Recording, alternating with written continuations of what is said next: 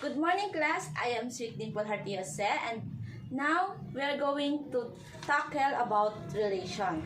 But before we start, let me present to you first our learning objectives. Our learning objectives is at the end of the discussion, we are expected to define what is a relation and identify the different types of relation. First, what is relation? Relation will be defined in terms of ordered pairs A, B of elements where A is designated as the first element and B as the second element. Specifically,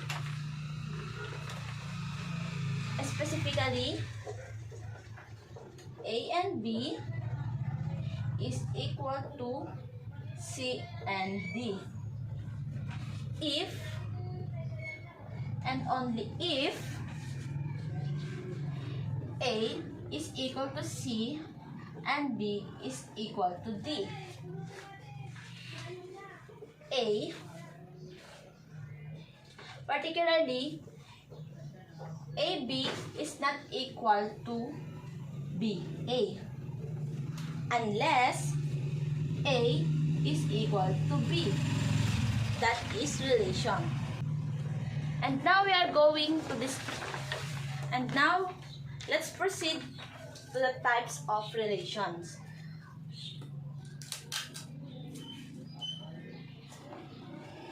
So we have 9 types of relations. First is the universal relation. When we say universal, a relation R, A is to be such that R is equal to A times B, and the subset of A times B is a universal relation.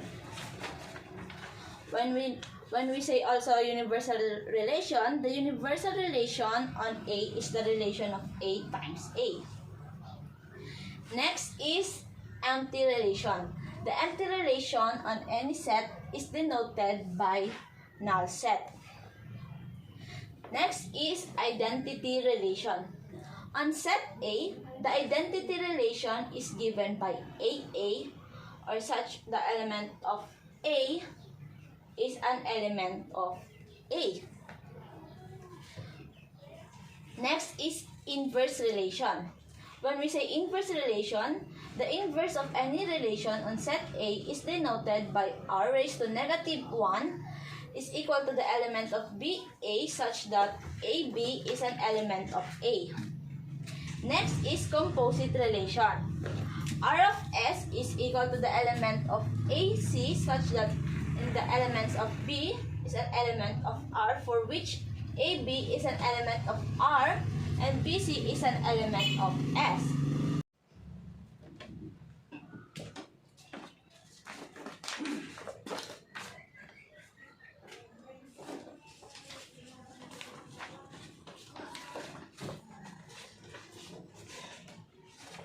Next is reflexive relation.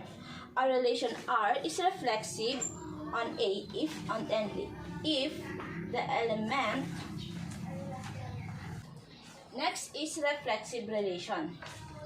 A relation R is reflexive on A if and only if for all X is an element of R. For an example in reflexive relation, for our example, we are going to move this one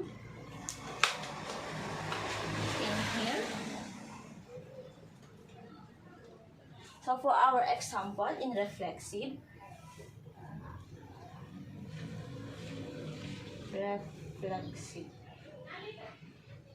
let A is equal to 1, 2, 3, and 4.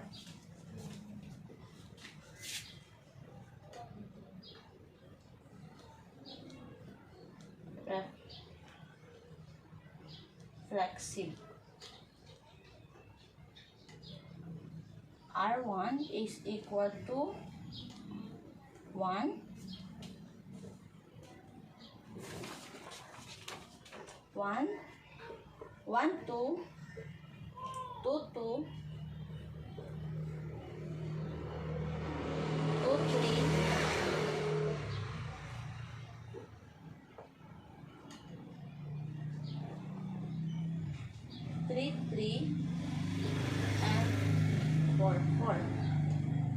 this is reflexive relation because of 1, 1, 2, 2, 3, 3, and 4, 4. Next is symmetric relation. Symmetric relation is a relation R on set A is said to be symmetric if and only if AB is an element of R is equal to BA is an element of R. For example of symmetric,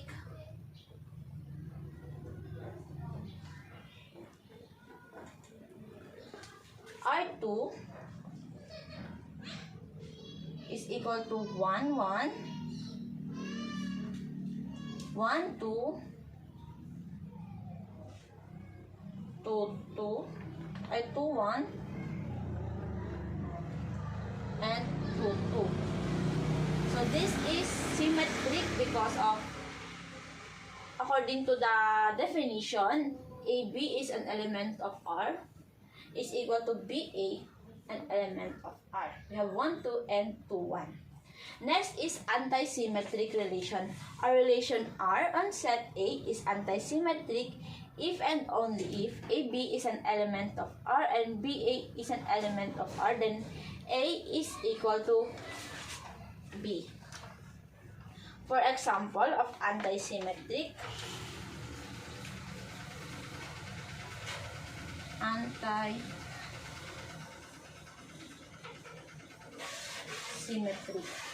we have R3. In R3 we have 1, 1 and 2, 1. On set A is an antisymmetric because 2, 1 is in R3 but 1, 2 is not in R3. So this is only antisymmetric. This is the transitive relation.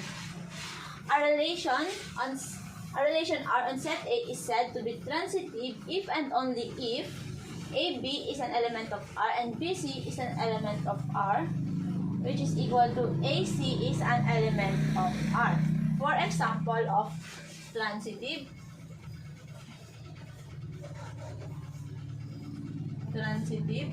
we have R4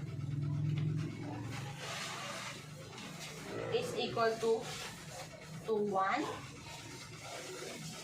3, 1, 3, 2, 4, 4. So here we have 3, 2, 2, 1. So we have 3 and 1. So this is the example of transitive. And now we are done with the relations. So again, the types of relations are universal relation, empty relation, identity relation, inverse relation, composite relation, reflexive relation, symmetric relation, antisymmetric relation, transitive relation. And now let's have another example for the relation.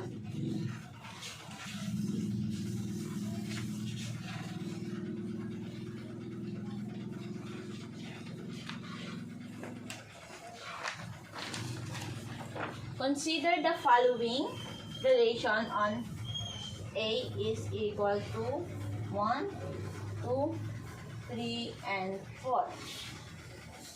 So our R1 is equal to 1, 1, 1, 2, 2, 3, 1, 3, and 4, 4. Our R2 is equal to 1, 1, 1, 2, 2, 1, 2, 2,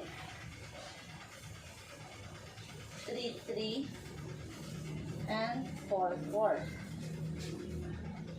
Our R3 is equal to 1, 2, and 1, 3. R4 is equal to 2, 3, 3, 1, 2, 1, 1, 1, 2, 2, 3, 2, 3, 3, 1, 3, and 4, 4. For our R5, we have 1, 1, 1, 2, 1, 4, 2, 3, 2, 4, 3, 3,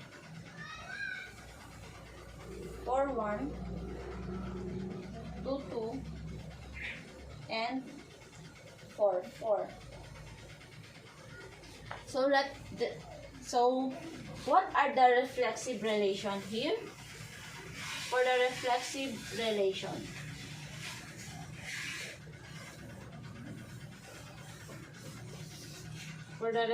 relation, we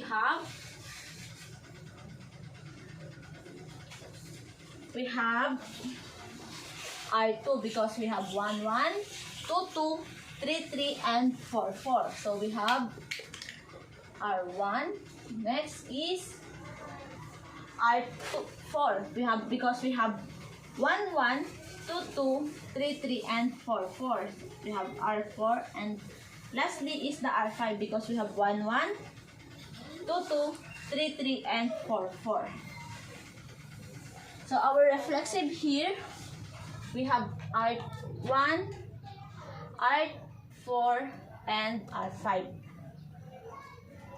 For the symmetric class,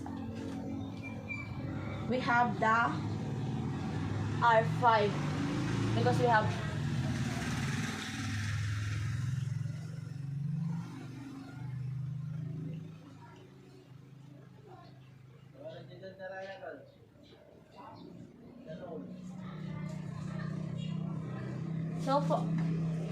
So plus for our symmetric, we have R2 because we have 1, 2, and 2, 1. For the anti-symmetric,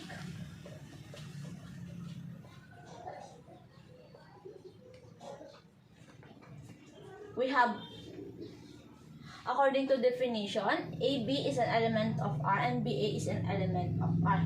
So our anti-symmetric is R1, R3, R4, and R5. So for the transitive,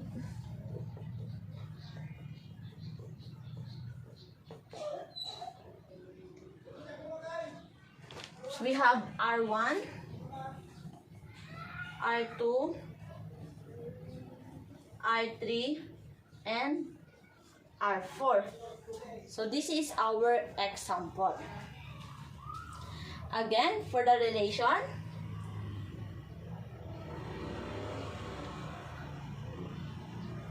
we identify the different types and its meaning.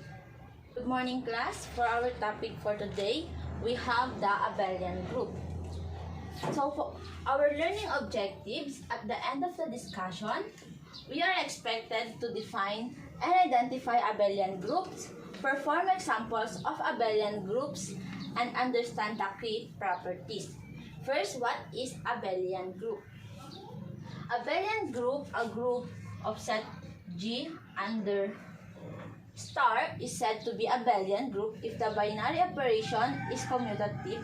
For example, A star B is equal to B star A. For the key properties, we have the first property is the closure property. Closure property means it should be closed. That means if we take any two elements of this particular set and we apply multiplication operation, the result is also belongs to this particular set. Our first key properties, first property is the closure.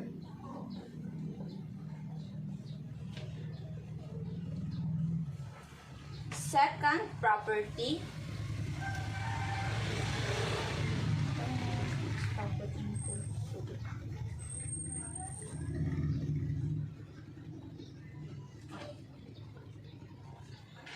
for the closure property, we are going to do the composition table in order to know if this satisfies closure property, and because we need to check all the combinations. Once you already done the composition table, we will make it easier for us to answer certain problem. So the operation is multiplication. The elements are 1, negative 1, I, and negative I. In order to know if this is closed, let's check if all the elements in our composition table belongs to this particular set. G is equal to this. So our composition table, we have 1, negative 1, I, and negative I. We have 1, negative 1, I, and negative I. We have 1, negative 1, I, and negative I. Negative 1, negative I, 1, negative 1, I, and negative I. We have 1, negative I, negative I, negative 1, 1. We have I, 1, and negative 1.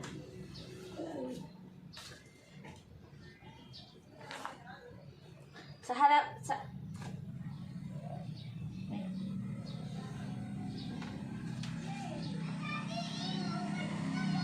since all the elements in our composition table belongs to set G, therefore the set G under star is closed, or basically it satisfies closure property. Next property is the associative property.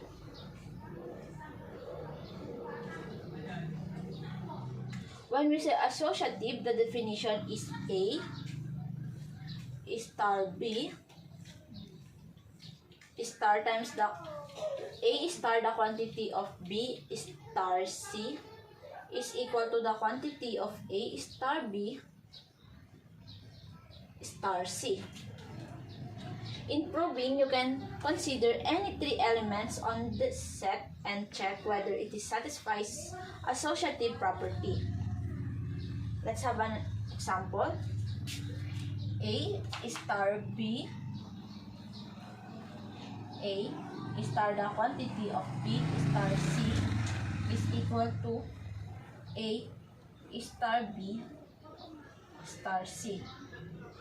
1 is, let A is equal to 1, B is equal to negative 1, and C is equal to I. 1 is star, the quantity of negative 1 is star I, is equal to 1 star negative 1 I. Copy the 1 star, and negative 1 star I, negative 1 star I is equal to negative I. 1 star negative 1 is equal to negative 1 star I.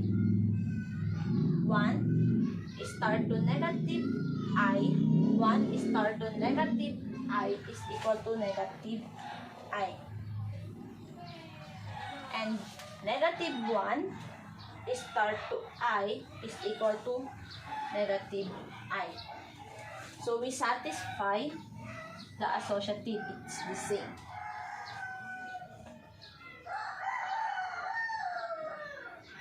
Next is the identity element, identity property.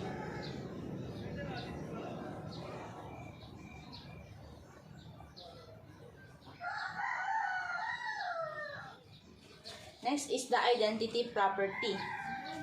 The definition is A star E is equal to 0. Now the elements are 1, negative 1, I, and negative I, and it is also equal to itself. The identity property. The definition is A star E is equal to 0. Now the elements are 1, negative 1, I, and negative I, and it is also equal to itself. Here, to know if the identity element exists, we need to know if what is our E. Let's see in our table. So this is our table. A star E is equal to 8. 1. So, let's see what E is. So, let's check in our table what is E to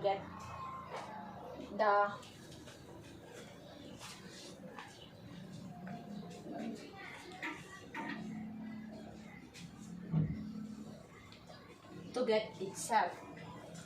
So the given is 1. We have 1, negative 1, I, and negative I.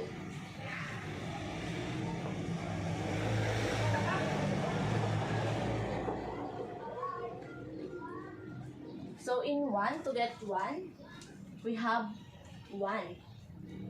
In negative 1, to get 1,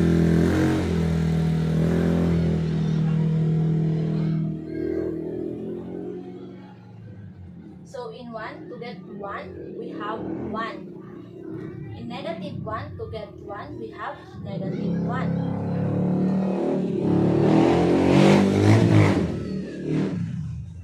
I, to get I, is we have 1. And negative 1, negative I, to get negative I, we have 1. As you can see, we have 1.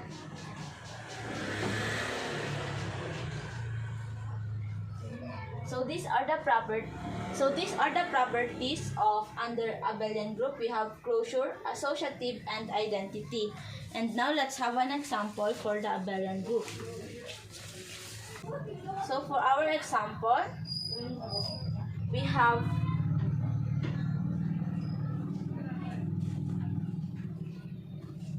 the set of rational numbers under addition. So this is a closure property because the sum of two rational numbers is still a rational numbers. So this is a closure. Next is associativity. Rational number under addition is associative for any three rational numbers, A, B, and C. In rational, A plus B is the quantity of plus C is equal to A plus the quantity of B plus C. For example, in associativity, let A is equal to 1/2, B is equal to 3/4, and C is equal to 2/3. So, our formula is A plus B plus C is equal to quantity of A plus B plus C. So our A is 1/2 plus B, our B is 3/4 plus C is 2/3 is equal to A 1/2 plus 3/4 plus 2/3. Copy, 1/2 plus 3/4 plus 2/3 is equal to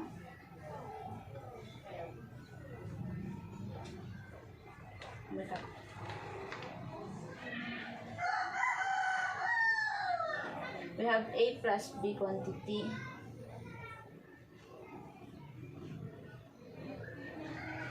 1/2 plus 3/4 is equal to 5/4. Copy the 2/3 is equal to 1/2 plus 3/4 is equal to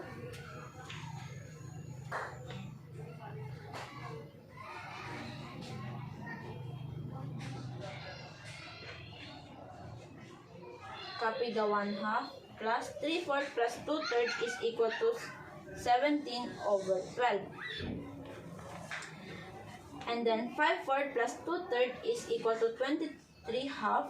23/12 is equal to 1/2 plus 17/12 is equal to 23/12. So it satisfies the associative property. Associative property. Next, let's proceed to the identity element. The identity element denoted as E or 0 for any rational number A plus 0 is equal to A and 0 plus A is equal to A. Let A is equal to 2/3. 2/3. A plus 0 is equal to A. So our A is 2/3 plus 0 is equal to 2/3. 0 plus A is equal to A. 0 plus 2/3 is equal to 2/3. So it satisfies the identity element. Next, let's proceed to the commutative. Rational numbers under addition is commutative, meaning that for any rational number A and B, A plus B is equal to B plus A. Let A is equal to 2/3 and B is equal to 5/7. A plus B is equal to B plus A. Our A is 2/3 plus 5/7 is equal to 5/7 plus 2/3.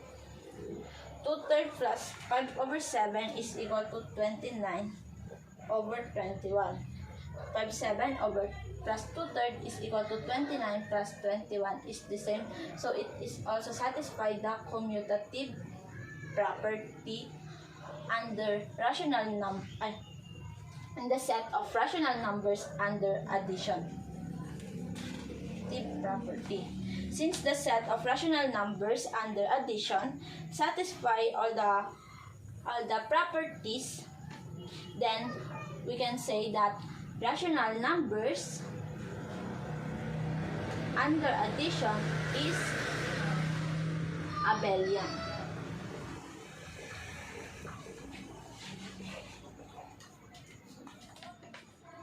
So this is an abelian group. Good morning, class. So for our topic for today, we have binary operation. First, let me present to you our learning objectives. At the end of the discussion, we are expected to define and understand binary operation, identify common properties of binary operation. First, what is binary operation? At the definition, binary operation is a function that given two entries from a set S produces some element of set T. In short, the two elements produce one another element. A star B is equal to C. A, B, C is an element of real numbers. So the characteristics of binary operations. First, we have ordered. Element assigned to each ordered X, Y in the set may be different from the element assigned to Y and X. Close. The resulting element assigned to each ordered pair in the set must also belong to the set. And lastly is well-defined. There is only one element assigned to each ordered pair in the set. This is also termed as uniqueness. For our example, on integers or say defined a binary operation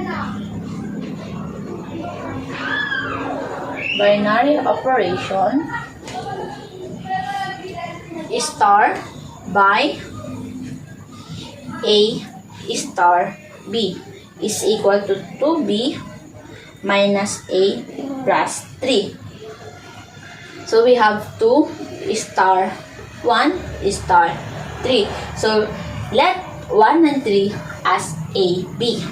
So this, our A is 1 and our B is 3. So we have 2 star 2, 3 minus 1 plus 3. So 2 star 2 times 3 is equal to 6. 1 plus 3 is equal to negative 2. Then 6 minus 2 is equal to 4. Then 2 star 4. And we have 2 and 4. So we have 2. So this is our A and this is our B. So our B is 2, 4 minus 2 plus 3. 2 times 4 is equal to 8 minus 2 plus 3 is equal to 1.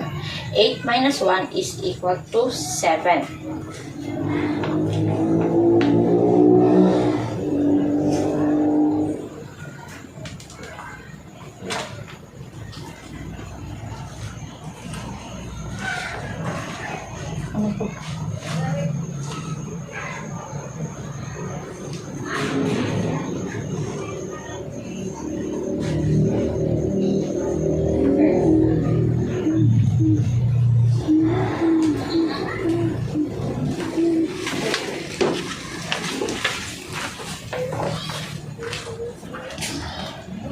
Wala, 4 minutes pa lang.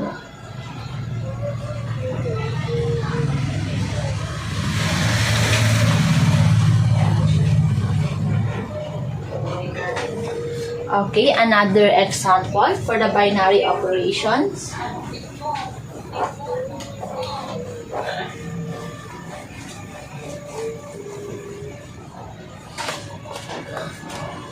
On positive integers, define A star B is equal to A minus B. A star B is equal to A minus B is not a binary operation because our counter example, for the counter example, we have 2 star 3 is equal to 2 minus 3 is equal to 1. So, negative 1 is not a positive integers. So, this is not a binary operations. Not binary. Not another example. On positive integers, define A star B is equal to 3A plus B over 2. So we have 2 star 3 is equal to 3. Let A be, so 3 times 2 plus 3 over 2. 3 times 2 is equal to 6 plus 3 is equal over 2 is equal to 6 plus 3 is over 9 over 2. So 9/2 is also a positive integers. So this is a binary operations.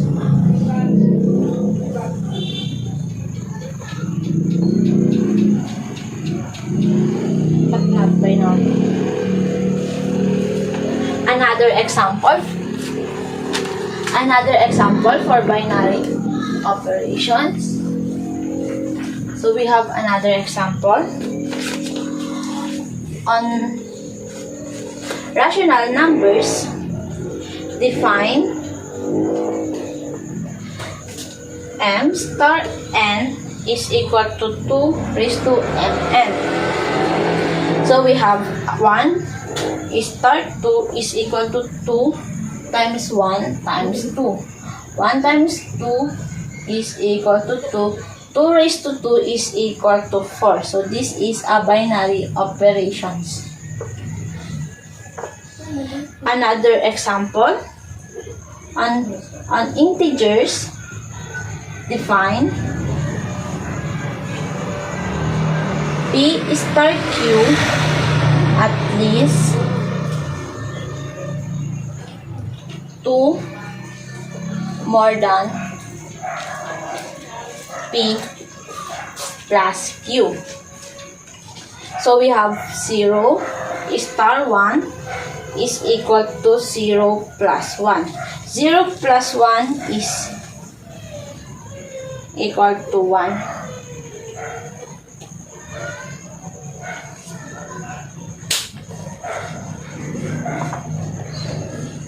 So this is a binary operations. 8 minutes pa lang.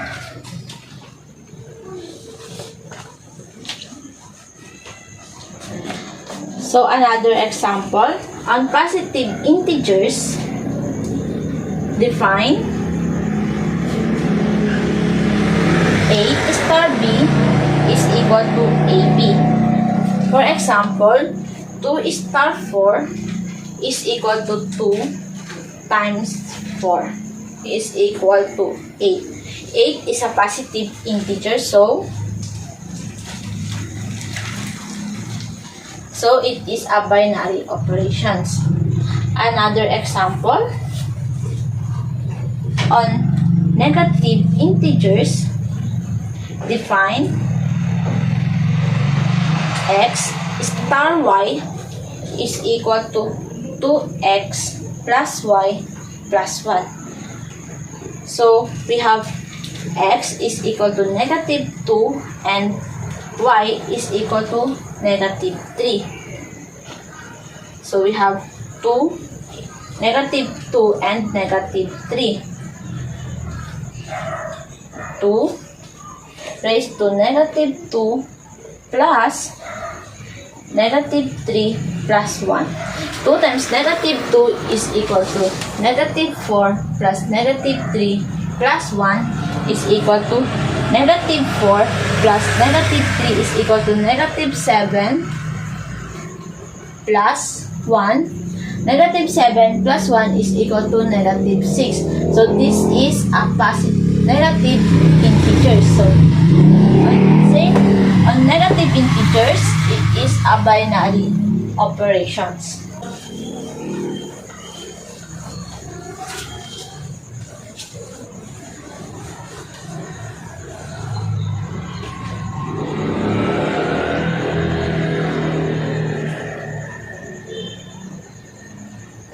For our last example, on integers, define A star B is equal to A plus 2B minus 3. So let's have an example. 2 star 10 is equal to 2. So let A as 2 and B 10. So 2 plus 2 times 10 minus 3. 2 plus 2 times 10 is equal to 20 minus 3. 2 plus 20 is equal to 22 and 22 minus 3 is equal to 19. So this is a binary operations. Again, our binary operation is a function that gives two entries from set S that produce another element. So that's our topic for today, relation, binary, and abelian group.